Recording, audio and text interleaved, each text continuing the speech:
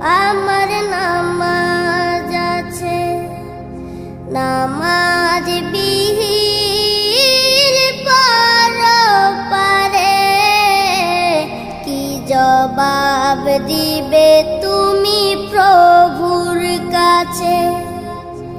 প্রভু